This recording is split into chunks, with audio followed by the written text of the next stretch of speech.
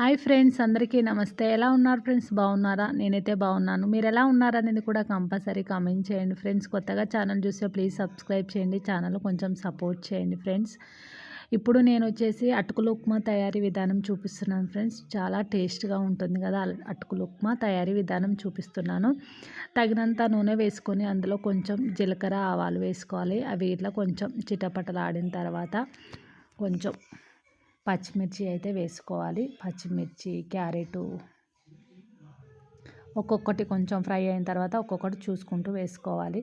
అలాగే క్యారెట్ ఇట్లా వేసుకోవాలి. క్యారెట్, కరివేపాకు అవన్నీ వేసుకొని కొంచెం ఫ్రై చేసుకోవాలి. అవి మంచిగా ఫ్రై అయిన తర్వాత కొంచెం అల్లం వెల్లిపాయ పేస్టు, పసుపు, సాల్ట్ వేసుకోవాలి.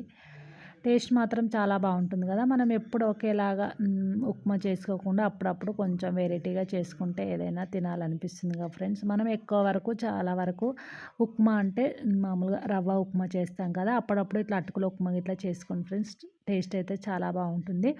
కొంతమందికి అయితే చాలా ఫేవరెట్గా ఉంటుంది ఈ అటుకుల ఉప్మా. ఇట్లా పిల్లలకైతే ఇష్టంగా తింటారు. ఊరికే మనం రవ్వ ఉప్మానే చేయకుండా అప్పుడప్పుడు ఇలా చేస్తూ ఉంటే పిల్లలకు కొంచెం వెరైటీగా అనిపిస్తుంది కదా.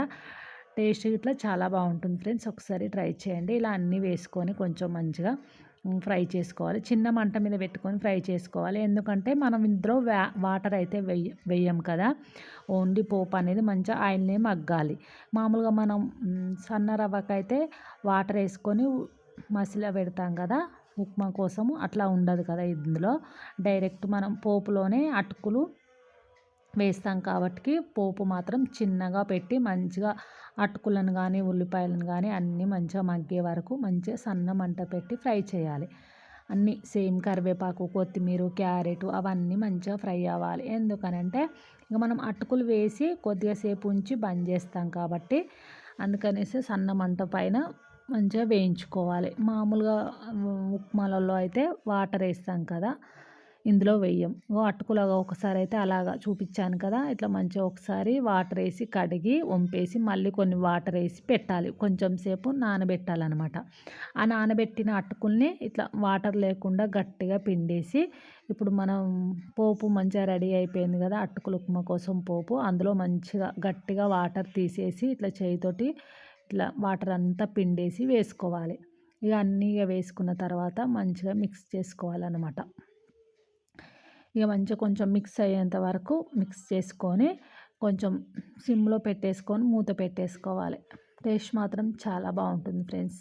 కాకపోతే ఈ ప్రాసెస్ మొత్తం చిన్న మంట మీదనే చేయాలి. ఎందుకనంటే పెద్ద మంట మీద చేస్తే మాత్రం అస్సలు బాగుంటుంది అనమాట. ఎందుకనంటే అటుకులు అనేది పోసి చేసినప్పుడు చిన్న మంటనే పెట్టుకోవాలి. ఎందుకంటే పోపు కొంచెం మాడిపోయినా అదొక్క రకంగా స్మెల్ ఉంటుందన్నమాట. మనం ఎందులో అయినా సరే కదా, పోస్ట్ చేసేటప్పుడు పెద్ద మంట పైన పెట్టామనుకోండి, పోస్ట్ మాడిపోతే టేస్ట్ మాత్రం అస్సలు బాగుండదనమాట. మాడు మాడు వాసన వస్తుంది.